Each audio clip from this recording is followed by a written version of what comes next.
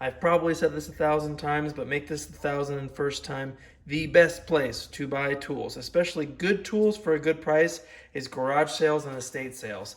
And today I'm going to show you the amazing find that I found. And I want you to put your guess below on how much I paid. I'll obviously tell you at the end, but just guess how much, after seeing the things that I purchased, how much you think I would have paid for these things. And again, I'll let you know at the video. Stay tuned. Let's see what's inside this bag, as well as all these other boxes of tools that I got. And again, put your guess below, and I think you'll be pleasantly surprised about how well I did.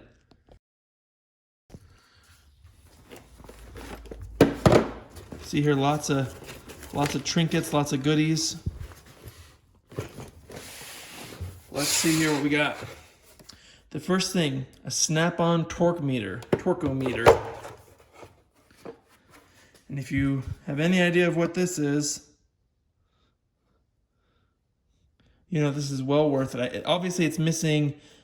This is probably the adapters from the 3/8 to the quarter, quarter to ½ inch. But as you can see here, we got a 3/8 drive, snap-on torquometer. Great condition. Absolutely wonderful condition. Get a little bit closer here for you. And if you know the year on this, I know that there's a way to tell from like obviously the model number, or I think there's like little symbols that you can look for. But, and you know what, too, just for fun, tell me how much you would pay for something like this if you saw it at a yard sale.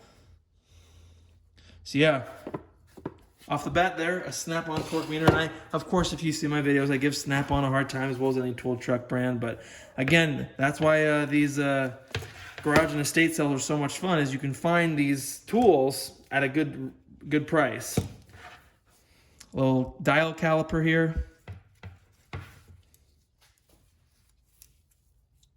So there's the brand, NSK from Japan. I don't know if you knew this, but you can measure the outside, inside, and the depth, all with a caliper. So they're really nifty to have.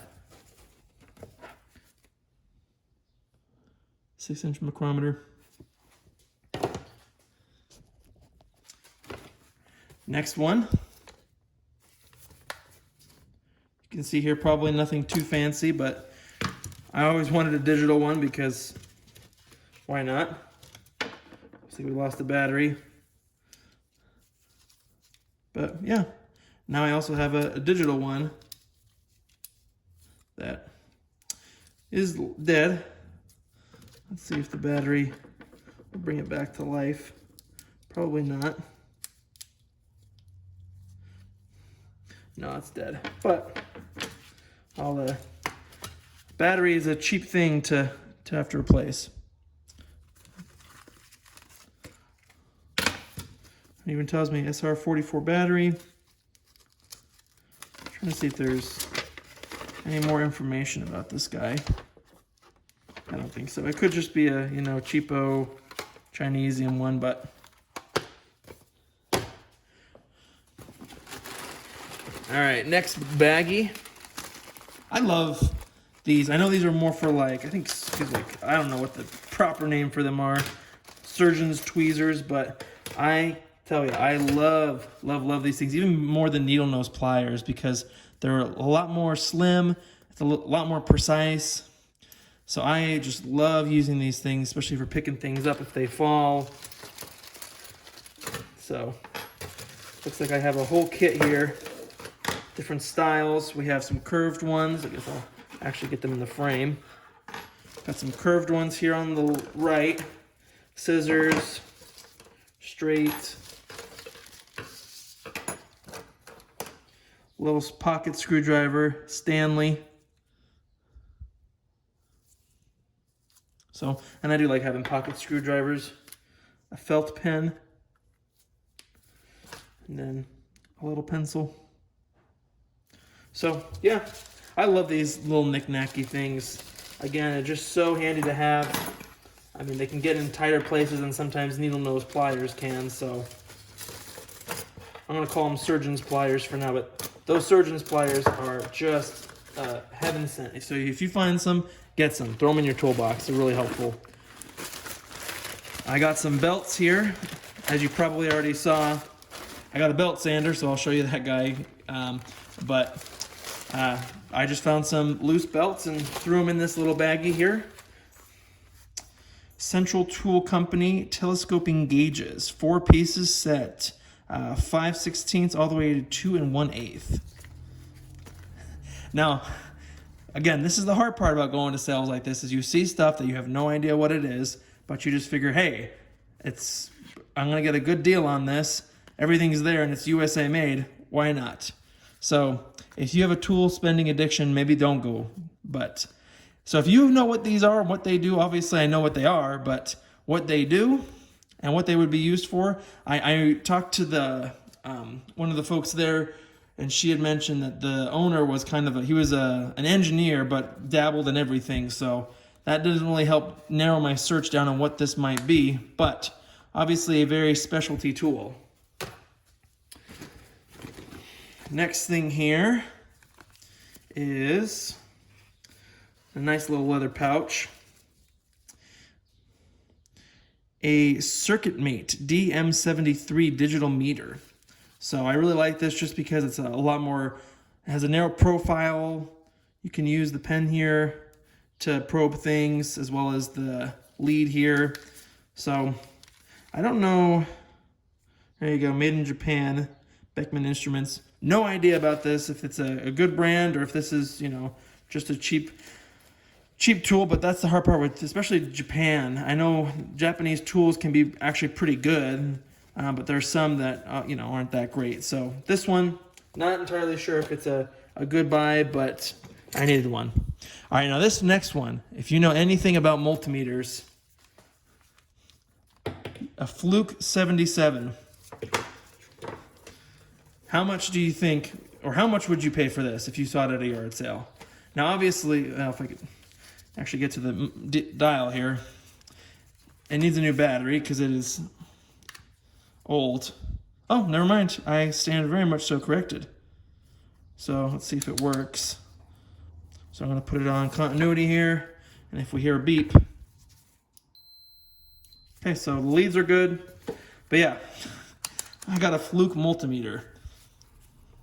I actually got and side note here, I actually got a new job where I'm going to need some very precise electrical instruments, so I thought this was an opportune time. But yeah, Fluke multimeters, I mean, these things are like top tier when it comes to multimeters, so I figured that this was a good time to buy it, because I mean, things like that can be $400, $500, and I'm not paying for that. Screwdriver here from Snap-on. There's the number. Not entirely sure why we have all this sheathing here, but as you can see, it's just a bit driver, or it's a bit driver. So, but it's Snap-on, and again, when I tell you how much I paid for this, you might be very, I don't want to say the word proud, but you'll be very, you'll see why I threw as much stuff in as I did. We got a Craftsman tap driver, so it unscrews here in the back. Looks like you have some little taps in there, and then you can put them in the front here and then thread as necessary. So pretty exciting about that. Maybe I'm a Craftsman fanboy, I don't know. People see a lot of my tools and say, man, when Craftsman is junk, and yeah, the new stuff is definitely not as good as the old stuff, but I've just gotten so many hand-me-downs from that, and it's been good to me. The sockets have been good to me. I haven't broken any that I'm not going to complain. And then I got all these nut drivers that I think, the bits come out. So these guys,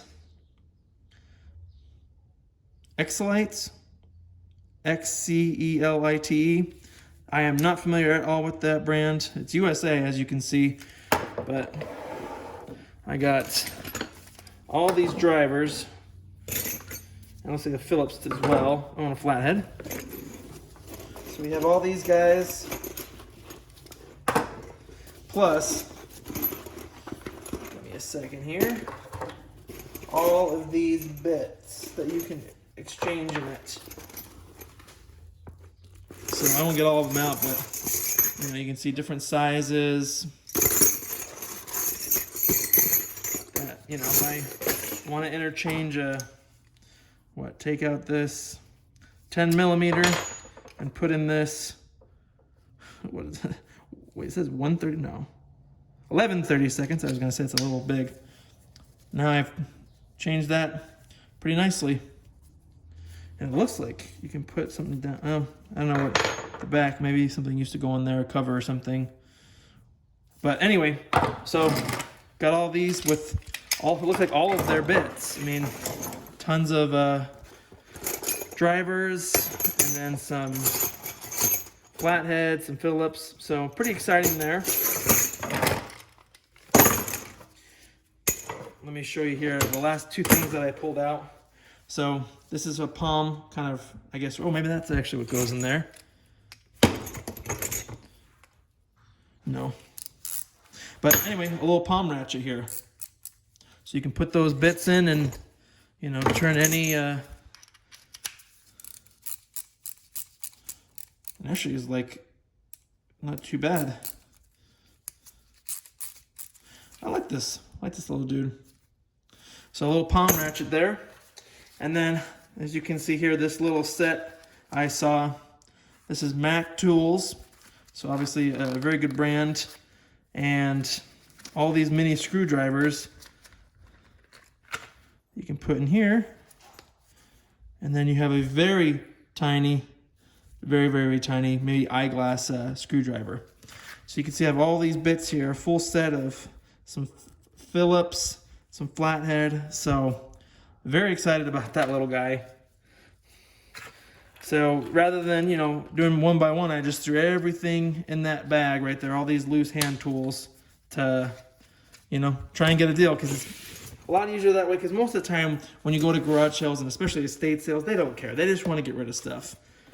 But sometimes you do find ones where they're like, oh, it's $5 less than what I paid for it 30 years ago. So it's always hit or miss. But I'll tell you, I mean, it's amazing the things you can get, and especially the deals you can get for this kind of stuff. So let me show you a little belt sander that I got now that you've seen the belts. All right, so again, how much would you pay for this belt sander? But before we get there, let's go over this. I forgot I grabbed this guy too. And honestly, I don't remember what this is, so. Oh, there you go, a full set of even more bits. Excellent. So, very cool. Now back to this guy. And the thing too is, this is a nice canvas container. Not like the junky ones nowadays where it's plastic, and the older it gets, it just starts to break and chip. So this is a Wood Tech belt sander. I don't have one. I wanted something, you know, just for the occasional rounding edges and things of that nature, and who knows, maybe even sharpening blades. I know people don't like that. But anyway, I really wanted a belt sander. I didn't want a big one, because right now I just need it for tiny things. So I got this 1-inch belt sander. I had no idea on, from 1993, it says it right there. You can see it's 1993, there's some of the specs on it. And the sucker works. I'll plug it in and even show you here. Give me a second. All right, and let it rip.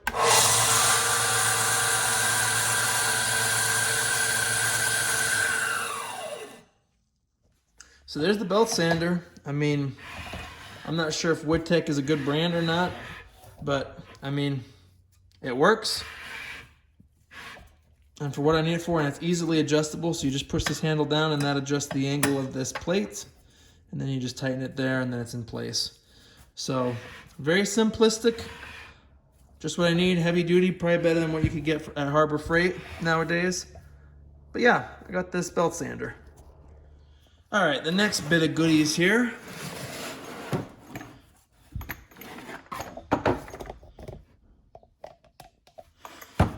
As you can see, an old Sears Craftsman. This is a puller set. I have no idea how good this is gonna be, but I don't have a puller set. And it doesn't look like it's seen too much use, so I figured why not? What the heck? So now I have essentially new puller set. Case included, Craftsman. Next thing I got here, Central Tool Company, Cranston, Rhode Island. Look at these. I don't even know if and it looks like there was a tiny bit of use, but these are micrometers. Now, a lot of machinists would use these because these give you precise instrument measurements. Now let's be real. Will I use this? I don't know. I honestly don't know. I'm slowly building my skill set, and I have more fun venturing out, learning new things. But again, when I tell you how much I paid for all this, you'll maybe agree that I bought this without having a need for it right now. But I mean, these are just absolutely gorgeous. I mean, it's just amazing what, tool companies can do and make. And yeah, obviously you pay for it in the end, but I mean, these are tools that will last years and years to come.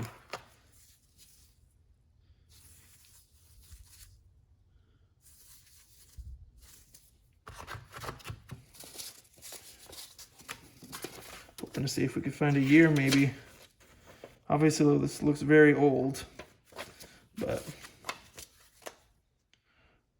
no idea on the year. Well, if you know, put it in the comment section below, because I'm sure there's someone out there who's either seen this, is familiar with this brand, or specifically these micrometers themselves. All right, so you probably got a peek of this guy, but a snap-on torque wrench. So when it comes to precision instruments, again, my thought is spend more money because obviously the precision matters. But when it comes to things like hammers, clamps, things that I feel like don't necessarily have to be the top tier for, especially the DIYer, this is where you want to spend your money. Because a torque wrench, you want to actually know what you're torquing the fastener to without too much variability.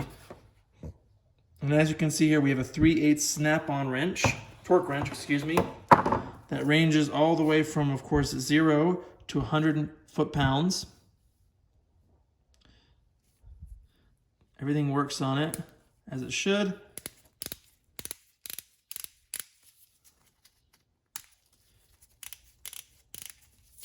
So, obviously I have no idea how accurate it is, but the nice thing is with Snap-on, you can take it to a dealer and they'll calibrate it for you for free. See if the part number QJR2100B. Yeah, and it looks great. Feels really solid. One thing that you do want to do when you have a torque wrench is to store it at the 0 setting or a very low setting, because the spring in there you don't want to prematurely wear, and that will actually cause it to be inaccurate. So when you store it, make sure to set it at 0. So that's what I've done here.